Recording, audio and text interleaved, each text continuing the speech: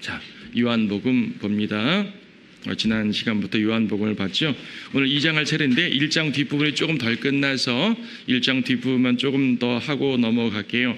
지금 1장에서 지난 시간에 본 거 뭐냐면은 1장은 예수님을 소개하는 내용이에요. 누가 소개했어요? 하나님이 소개하셨어요. 예수님을 말씀으로서, 생명으로서, 빛으로서, 창조주로서, 하나님으로서 그분을 소개한 거예요. 침례인 요한은 예수님을 어떻게 소개했습니까?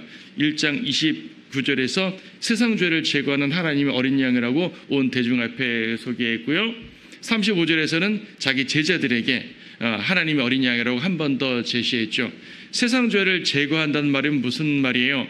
온 세상 주인을 위한 속죄의 사역이거든요. 그분의 어깨에 우리의 모든 죄들을 다 얹고 십자가로 오르시사 십자가에서 하나님의 저주의 죽음을 받으시면서 그 모든 심판을 받으시면서 우리의 죄들을 제거하신 것이에요. 단 아무리 하나님께서 용서의 십자가를 지었다고 해서요, 모든 죄인들이 용서받은 게 아니죠. 반드시 자기의 죄의 짐을 십자가로 던져놓는 사람만 용서받는 거예요.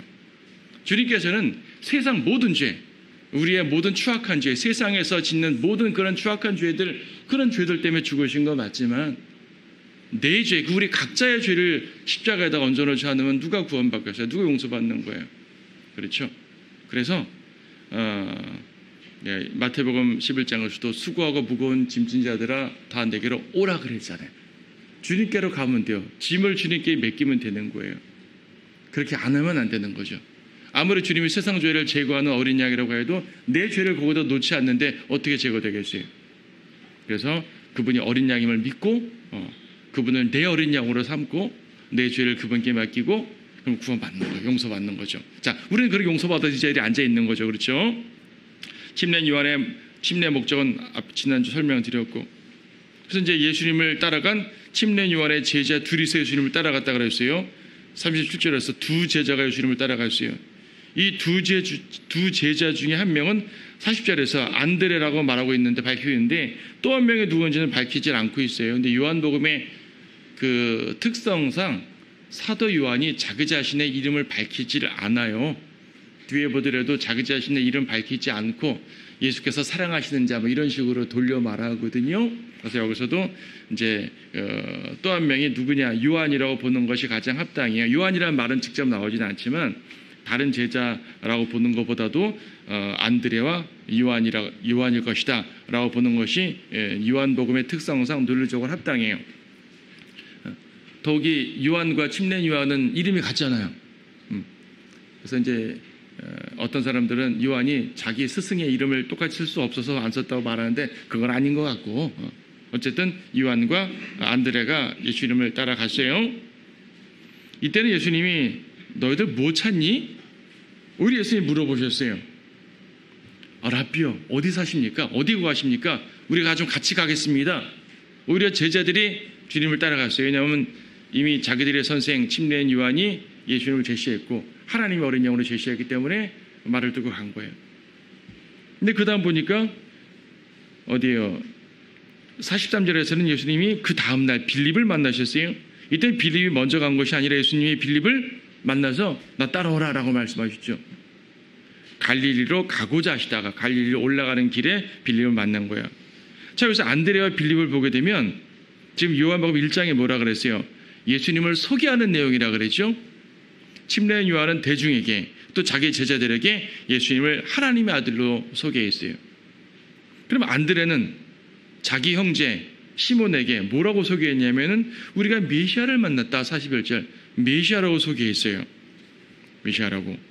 빌립은 나다나엘에게 소개했는데 나다나엘에게 빌립이 뭐라고 소개했냐면 45절에서 우리는 모세가 율법에 기록했고 또 선지자들이 기록한 그 사람을 만났으니 요셉의 아들 나사렛 예수라. 비록 아직은 요셉의 아들이라고밖에 생각을 못했지만 어쨌든 이 빌립은 예수님이 성경에 기록된 그 예언자라고 말한 거예요.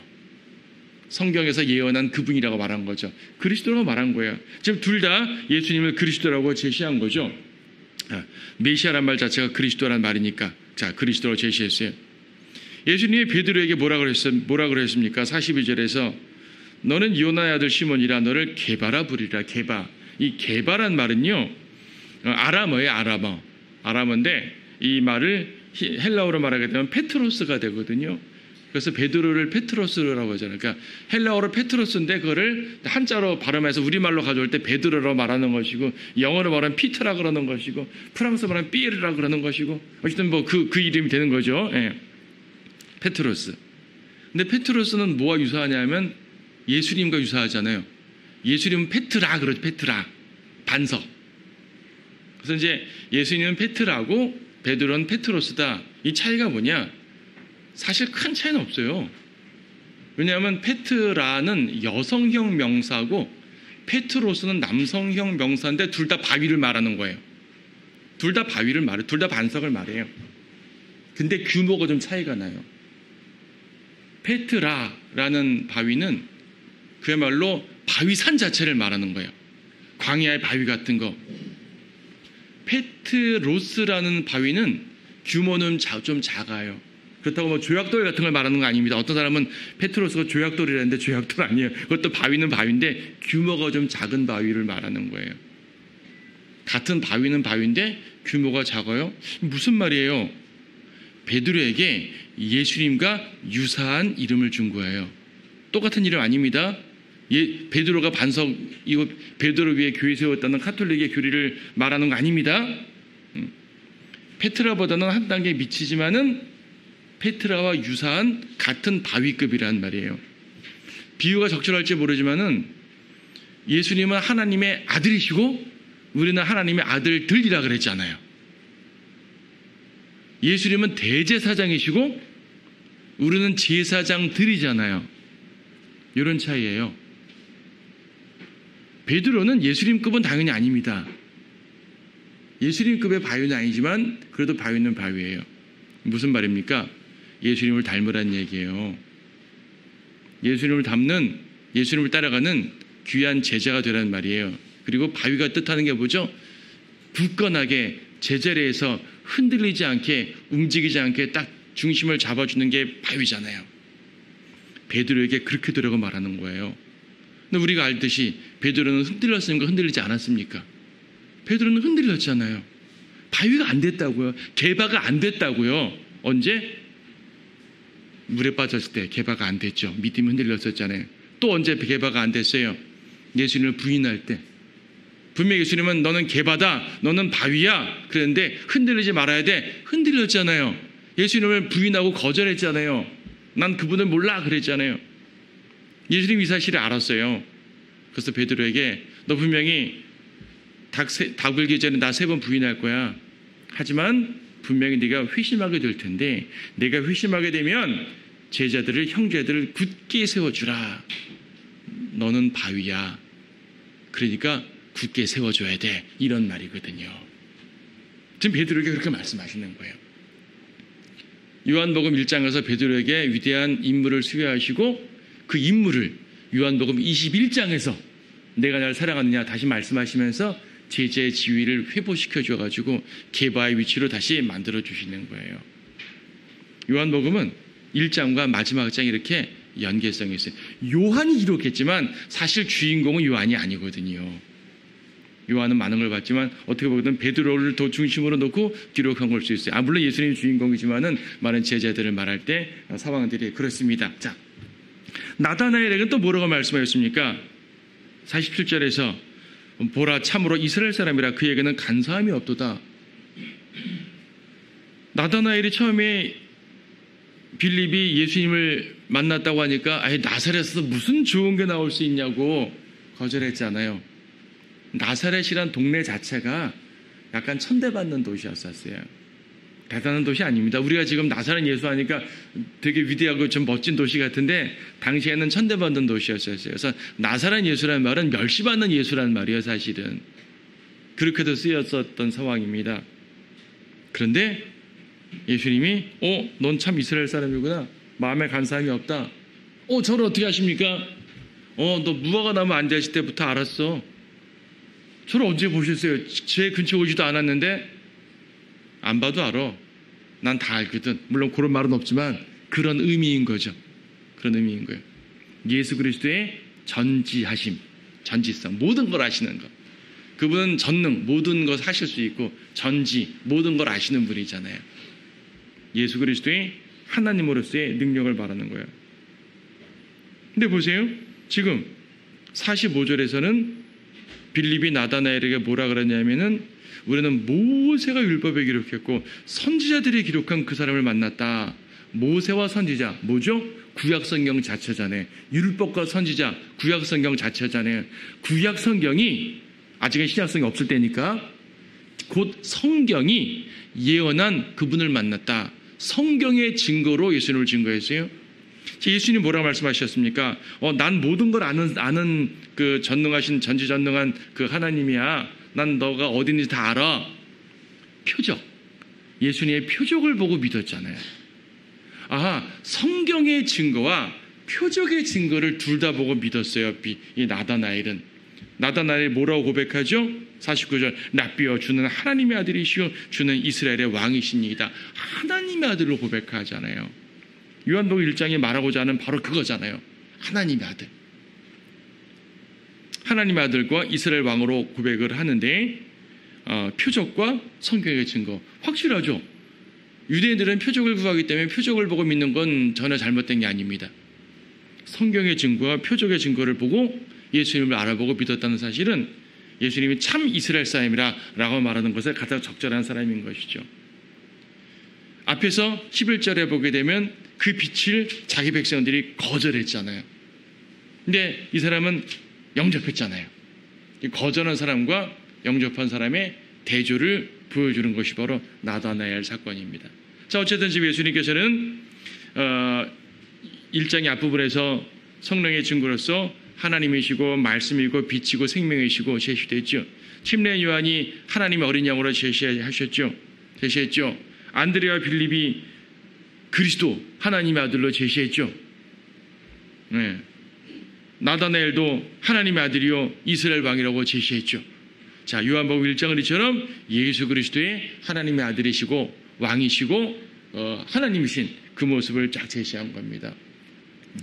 마지막 절은 하늘이 열리고 하나님의 천사들이 인자 위에 오르내리는 것을 보리라. 재림하신다는 말씀이거든요. 재림할 때 무수한 천사들과 함께 오시는 그런 모습을 상징적으로 말씀하신 것이에요. 자, 그러한 하나님의 아들, 그러한 위대한 메시아 왕, 그분의 행적이 드디어 2장부터 시작되는 거예요. 자, 2장 봅니다.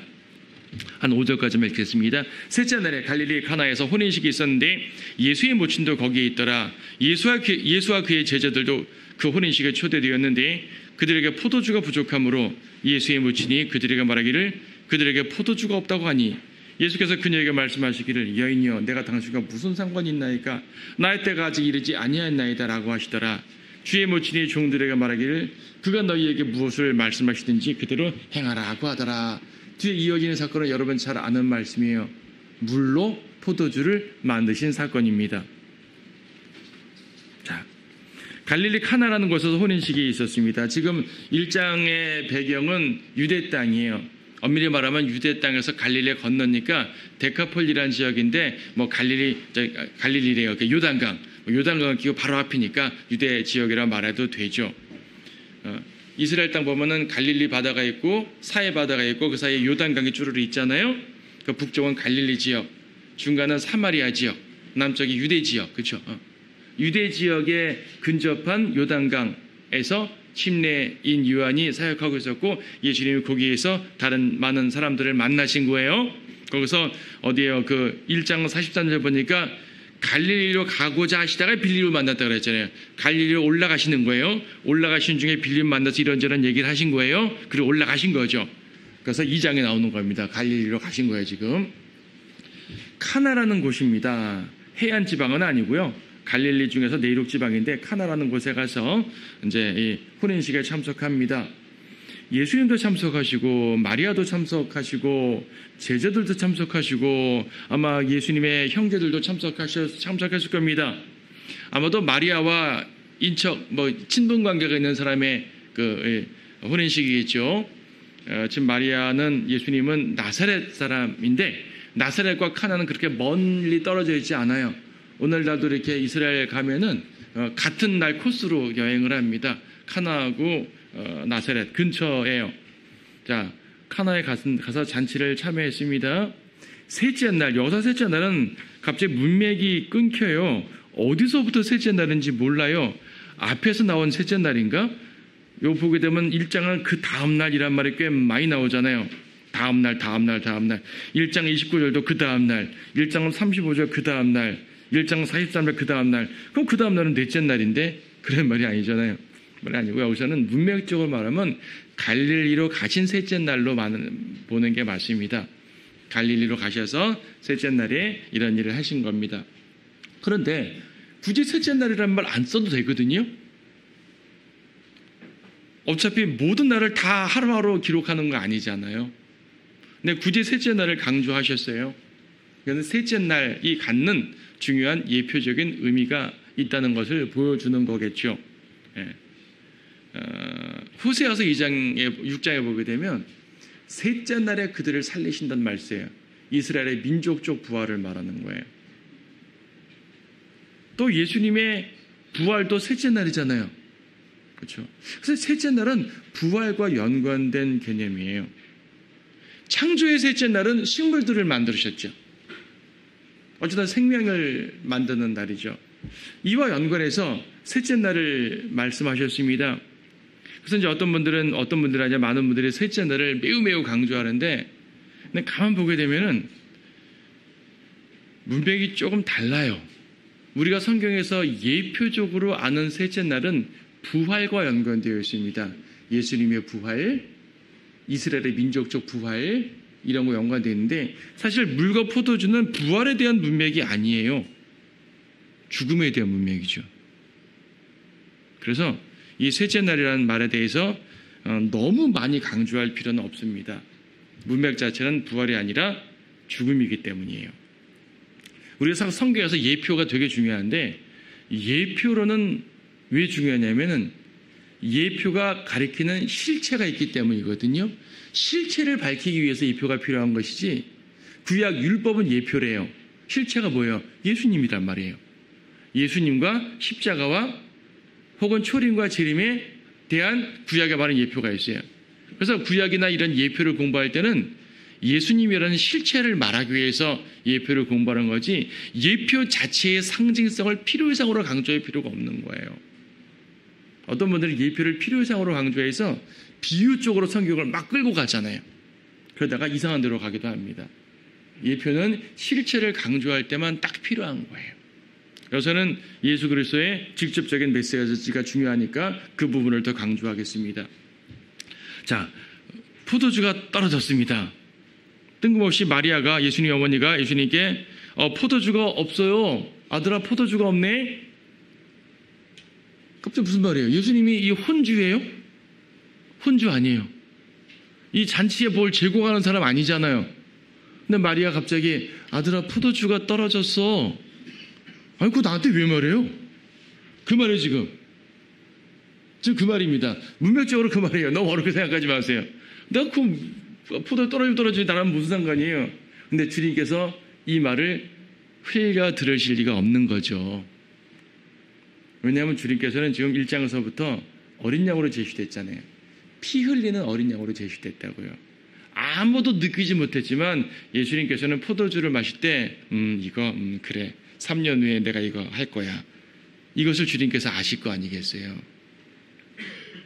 사람들은 이런 거 배경 아무것도 몰라요. 그냥 잔치를 즐기는 거예요. 혼인시켰네, 기쁘네, 신랑 잘 살아, 신부 잘 살아, 아들, 딸 잘 나, 이런 일반적 혼인식이에요. 그리고 일반적으로 포도주를 마시니까 잔치에서 그런 상황입니다. 예수님께서는 그 모든 것 속에서 아시는 거죠. 기억하시는 거죠. 그분의 사역을 염두에 두시는 거죠. 근데 마침 마리아가 포도주가 없네 그러는 거예요. 아직 나이 때 안 됐는데 왜 그 말씀하세요? 예수님께서 모르실 리가 없죠. 이렇게 기록하시는 것은 우리에게 이러한 대화를 통해서 무엇인가를 알려주시는 거예요.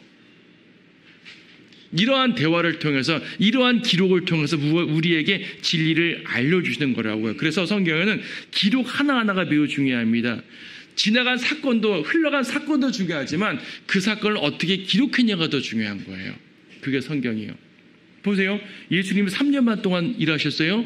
3년 반 동안 그 3년 반 동안의 행적을 다 쓰면 얼마나 많겠어요? 여기에 다 쓸 수 있겠습니까? 요한복음 마지막 장에도 그러지만 예수께서 행하신 일을 다 쓴다면 이 세상에 그 책을 놓을 데가 없다고 말합니다. 둘 데가 없다고. 근데 그 중에 딱 요만큼만 기록했단 말이에요. 주님께서 행하신 일 수많은 대화가 이 자리에서 얼마나 많은 대화를 하시겠어요. 근데 그 중에 딱 요 말만 기록하셨어요. 이건 이 기록 속에 우리에게 무엇인가를 가르칠 진리가 있기 때문이에요. 이래서 성경은 기록이 중요한 겁니다. 사건도 중요하지만 그 사건을 어떻게 기록했냐가 중요해요. 그래서 똑같은 예수님의 행적이지만 마태가 기록한 관점, 마가가 기록한 관점, 누가가 기록한 관점, 요한이 기록한 관점이 다 다르잖아요. 결과적으로는 모두가 예수님을 하나님의 아들이시고 왕이라고 말하고는 있지만 구체적인 묘사에서 다른 관점으로 기록한다고요. 그럼 마태라는 인간적 관점으로 기록했단 말일까요? 요한이라는 인간적 관점에 기록했단 말이에요? 아니죠. 하나님의 관점인 거예요. 우리가 보통 성경의 기록, 성경 기록자, 요한이 성경 기자다 이런 말 하잖아요. 사람들은 성경의 저자다, 성경의 기자다 이렇게 말할 때 성경의 저자는 하나님이고 성경의 기자는 요한이고 마태다 이렇게 말하죠. 이렇게 말하는 것은 인간은 저자가 아니니까라고 한 단계 낮춰 말하는데 여러분 의미 없는 말이에요. 저자란 말과 기록자란 말은 동의어예요. 같은 말이에요. 왜냐하면 요한복음을 기록한 기록자 요한이 자기 관점으로 기록한 건가요? 하나님의 관점을 요한에게 집어넣어 주신 거예요. 이게 성경 영감이에요. 여러분 어떠한 역사 기록도요. 의도적인 관점 없이 기록하는 사람 없어요. 여러분 역사책들 보세요. 역사책마다 똑같은 사건인데 관점이 다르죠. 왜 달라요? 지금 우리나라 돌아가는 일들에 대해서 언론이 기사 쓰는데 똑같은 사건인데 관점이 다르죠. 기록이라는 말 자체가 기록자의 관점이 의도적으로 들어간 걸 말하는 거예요. 기록자의 관점이 들어가지 않은 기록물은 없어요. 기록자의 관점이 들어가지 않은 기록물은 그냥 연대표예요. 연대표. 몇 년에 뭐가 있었다. 몇 년에 뭐가 있었다. 이건 기록자 관점 없죠. 근데 그 사건을 막 해석해 쓰는 거예요. 자기 관점 쓰는 거예요. 마태, 마가, 누가, 요한 자기 관점 쓴 거예요. 근데 자기 관점이 누구예요? 인간 관점? 아니요. 하나님의 관점으로 하나님께서 이스라엘 왕이라는 관점으로 기록하시기 원할 땐 마태라는 기자를 통해서 그 기록을 쓰신 거고 하나님의 아들이라는 관점으로 기록할 때는 요한이라는 기자를 통해서 쓰신 거예요. 그래서 여러분 요한복음의 저자가 요한이다라고 말해도 되고 요한복음의 기자가 요한이다라고 말해도 돼요. 다만 참 저자는 하나님이시고 인간 저자가 요한이다. 참 기록자는 하나님이시고 인간 기록자가 요한이다. 이렇게 말하면 되는 거예요. 자, 어쨌든 제가 좀 이걸 설명하느라고 좀 말이 좀 벗어났지만 지금 요한복음에 기록하신 이 내용에서 하나님께서 무엇인가를 말씀하시기 위해 이 당시에 있었던 수많은 대화들 중에 이러한 말을 추려서 기록해 놓으신 것이죠. 한번 보자는 얘기죠. 예수님이 나의 때가 이르지 않았습니다. 여기서 나의 때는 뭘 말하냐면 죽음의 때를 말하는 거예요. 재림의 때 말하는 거 아니에요? 부활의 때 말하는 것이 아니에요? 죽음의 때를 말하는 것이에요. 왜? 포도주를 말하고 있잖아요. 피를 말하고 있잖아요. 포도주는 피입니다. 마리아가 예수님에게 빨리 이적을 좀 행해봐 라고 직접 말했다고 말하기는 조금 어려워요. 왜냐하면 마리아는 예수님이 비범한 분인 걸 이미 알고 있었죠. 이미 잉태했을 때부터 성령으로 잉태된 걸 본인도 알았고 이 아이는 요셉의 씨가 아니라 하나님의 씨 알고 있었고 다 알아요. 알지만 예수님이 아직까지는 어떤 기적도 행하지 않으셨을 때 이게 첫 기적이에요. 지금 예수님이 30살까지 다른 기적을 행하셨단 말 성경이 있어요? 없어요? 없잖아요. 뭐 기록은 안 했지만 기적 행하셨을 것이다. 글쎄요. 그건 카톨릭적 관점이겠죠? 예. 몰라요. 기적을 행하지 않았다고 보는 게 맞아요. 그러면 마리아는 어떤 근거로 예수님께 포도주를 만들라고 요구했겠어요? 예수님 그걸 만들 수 있는 분인지 없는지도 아직 한 번도 본 적 없는데 마리아는 그냥 한 말이에요. 근데 하나님께서 이 관점으로 기록하신 거죠. 지금 예수께서 무엇인가 기적을 행할 상황인 것을 지금 보여주고 계시는 거죠. 예수님께서 곧바로 수락하지 않고 아직 나의 때 안 됐어요. 아직 나 안 죽을 때예요. 이 포도주 보고 내 피 생각하세요? 아직 그럴 때 아니에요. 이런 개념으로 말씀하신 거예요. 직접 그렇게 대화한 건 아니겠지만. 그리고 마리아는 예수님에게 한 번도 말하지 않습니다. 그래도 한 번 해주시오라는 말 한다든지 이렇게 재촉하지 않아요. 대신 일꾼들에게 말합니다. 자, 이분이 무엇을 말하든 무조건 따라라 라고 말하는 거죠. 마리아가 도대체 왜 이렇게 말했을까요? 그런데 이것이 성경인 거예요. 이걸 통해서 우리는 예수님께서 무엇인가를 행하신다는 사실을 암시받는 거죠. 그가 너희에게 무엇을 말씀하시는지 그대로 행하라. 이것은 문맥적으로는 포도주를 만들어주신다는 말씀이지만은 영적으로 이 구절을 여러분 각자에게 받아보세요. 그가 너희에게 무엇을 말씀하시든지 그대로 행하라. 이 말은요, 여러분 모두가 각자가 하나님 앞에서 받아야 될 말이에요. 성경이 여러분에게 무엇을 말씀하시든지 여러분은 그대로 행하십시오. 그 말이잖아요. 성령께서 여러분 마음속에 무엇인가를 말씀하시든지 그대로 행하십시오. 그 말이잖아요. 하나님께서 지금 여러분에게 무엇을 말씀하시든지 그대로 행하라는 그 말입니다. 여러분은 주님의 명령을 얼마나 많이 거절하셨어요? 성경을 통해서 혹은 우리 마음 안에서 말씀하시는 그런 음성들을 많이 거절하고 살았잖아요. 순종도 했죠. 거절도 했단 말이에요. 이 말씀을 보고 다시 기억하는 거예요. 그래, 맞아. 우리는 주님께서 말씀하시는 것이 무엇이든지 행해야 되는구나. 그렇게 행했을 때 그 결과가 뭐예요? 나쁜 일이 생겨요? 좋은 일이 생겨요? 좋은 일이 생기는 거예요. 기적을 보게 되는 겁니다. 여러분 길이 막혔을 때 말이에요. 앞날이 막혀가지고 요즘 젊은이들 앞날이 안 보인다고 그러잖아요. 젊은이들만 안 보입니까? 모든 사람들이 앞날이 안 보입니다. 이런 상황에서 말입니다. 주님이 말씀하시는 길, 지금 사방이 안개처럼 꽉 막혀 있어요. 잘못 발 디디면은 낭떠러지 떨어질 수도 있는 그런 상황이에요. 주님께서 내 손만 잡고 가라 그 말이거든요. 주님의 손만 잡고 가게 되면 안개가 거치고 봤을 때 내가 제대로 된 길을 걸어왔네요. 주님의 손을 놓게 되면 어디로 떨어질지 어떤 죄의 유혹에 빠질지 모르잖아요.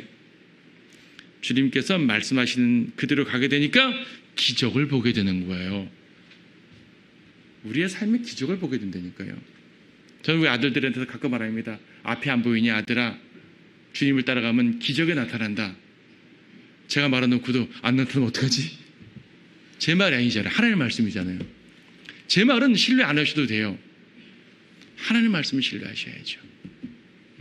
가지고 당신이 말은 들었더니 힘들어졌습니다. 이렇게 절대 따지지 마시라는 얘기예요. 저는 하나님의 말씀을 말한 것뿐이니까. 그렇죠. 자, 주님께서 그래서 이제 예수께서 7절에서 물통을 채워라. 통에 물을 채워라. 이 정결의식에 따라 한 통에 2-3메트레타를 담는 돌로 된 물통. 돌로 된 물통, 돌통이요. 이 2-3메트레타 하면 한 통에 한 60-70리터? 여러분 이제 서귀병 같은 20리터 서귀병 같은 게 있잖아요. 그런 게 한 메트레타라고 생각하시면 돼요. 그거보다 좀 큰 거. 그런 게 담은 게 그 통이 6개 있어요. 정결의식이라는 얘기는 예를 들어가지고 유대인들은 외부에 나갔다 오면 손을 씻는다든지 손님 오면 발을 씻고 하잖아요. 물을 줄 거 아니에요. 오늘날처럼 수돗물이 펑펑 나오는 때가 아니니까 이 정도의 많은 물을 담아놨다는 얘기는 그만큼 많은 사람들이 이 집에서 방문도 하고 정결의식도 행한다는 말이기 때문에 부자란 말이에요. 큰 집이란 말이죠. 그 통 모두를 물로 채웠는데 그 물을 떠서 잔치 주관자에 갖다 주니까 기가 막힌 포도주란 얘기죠. 이거 어디서 났어? 주관자는 모르는 거예요. 또 온 종은 알죠. 어디서 왔단 말은 따로 했는지 안 했는지 그건 나오지 않아서 모르겠지만은 이 포도주의 출처는 분명하죠. 주님께서 만들어주신 물통이에요. 이런 통이 6개가 있는데 그 통을 전부 다 발효된 포도주로 가득 채웠다. 여러분 술 몇 말을 풀었다는 얘기잖아요. 거기 있는 사람 전부 다 곤드레 만들어 취하게 돼요. 근데요, 주님이 만들어 주신 포도주는 새 포도주라 그래요. 새 포도주와 그냥 포도주는 차이가 있는데 새 포도주는 발효되지 않은 포도주를 말해요. 발효되지 않아서 포도주가 아니라 포도즙 아닙니까? 예, 맞아요. 우리의 일반적 분류로는 포도즙인데 포도즙도 당시에는 포도주라고 표현을 하셨어요. 성경에서 포도즙도 포도주라고 표현을 해요. 다만 새 포도주. 새 포도주는 오늘날 우리가 이제 포도주스 사 먹잖아요. 다 공장에서 나온 포도주스잖아요. 사실은 다 정제한 건데 이 진짜 새 포도주는 틀에서 막 짠 거.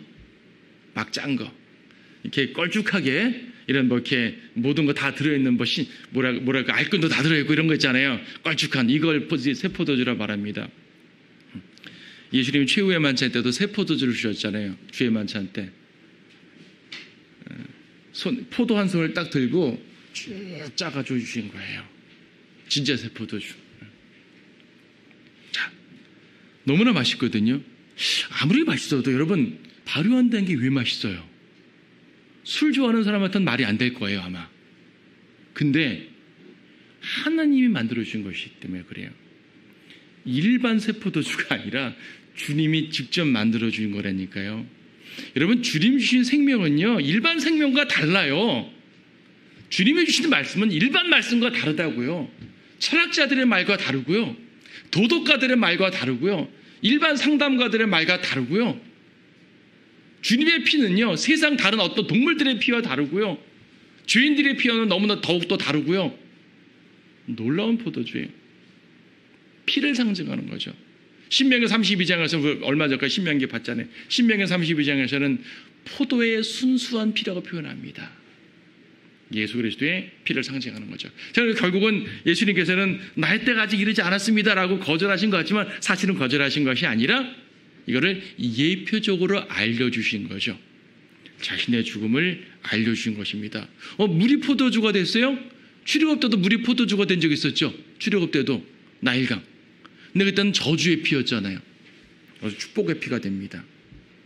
두 종류의 피가 있어요. 죄인의 피가 있고 하나님의 피가 있고, 하나님의 피는 영생을 주시는 것이고, 그 피를 맛본 사람은 야 정말 좋은 거구나 깨닫게 되는 것이고, 여러분은 그 좋은 구원을 얻으신 분들이고, 그래서 이 자리에 계신 것이고, 그렇죠? 자, 여기까지 보겠습니다.